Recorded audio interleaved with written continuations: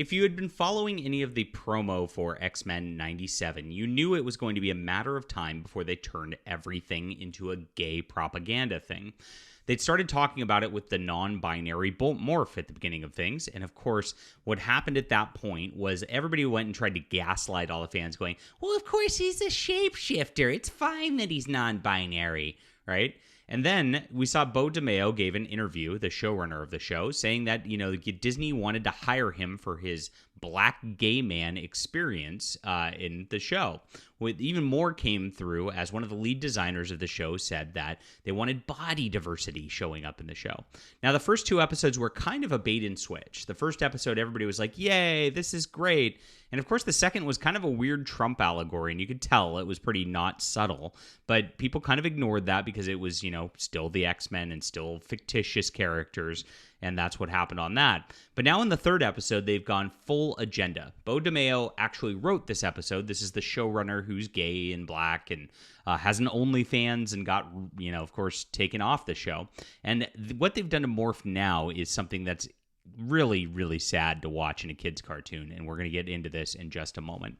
My name's John Delarose. I'm a #1 best-selling author, award-winning comic creator. I am the editor-in-chief of FandomPulse.com. Please check out Fandom Pulse for all your pop culture entertainment news. That link's in the description below. Very easy to find. You can Google Fandom Pulse, too, and you can read our site, which is right here. Here's the article on today.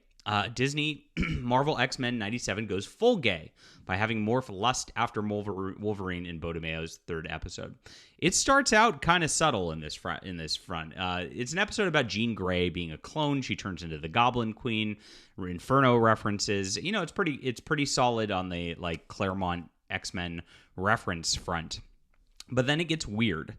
So as they go into the side plots and all that, they're looking at the Danger Room, and Morph is noting that Rogue and Magneto are together in the Danger Room a lot, and kind of ribs Gambit about that, being like, oh, maybe she's just testing out his stamina.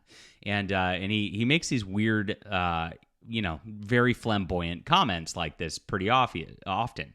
And so that's kind of on the subtle side. He leans on Wolverine like this, of course, which is a very, very effeminate posture when he does so. But that's not where it gets super, super weird. You can kind of get away with that. And the thing is, if they just left it there, I'd still be making this video because it is obvious what they're doing with Morph. But a lot of the, sort of stands of the show would be like, oh, you're just reading too much into things. Why can't you just enjoy anything, you hater? That's kind of what we'd have on that front. But it gets really creepy a little bit later in the episode. Now, what happens is Mr. Sinister and Jean Grey's clone are making some sort of psychic fear vision. And what happens in this is Morph goes into the showers near the Danger Room. For some reason, they have open showers at the X-Men mansion. I don't know why. And and Wolverine's in there naked and crying and vulnerable.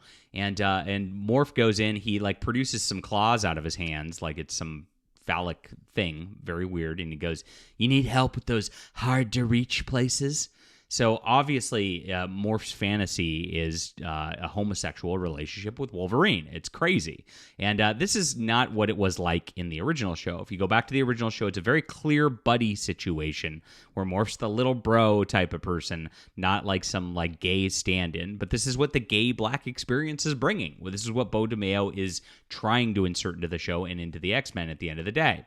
And so that's where it goes off the rails. Of course, it goes into a Mr. Sinister thing after that. But this is where they've just pushed Morph into a full-on homosexual situation, which is exactly what we were talking about a few weeks ago. So this is what X-Men 97 is going to continue to do.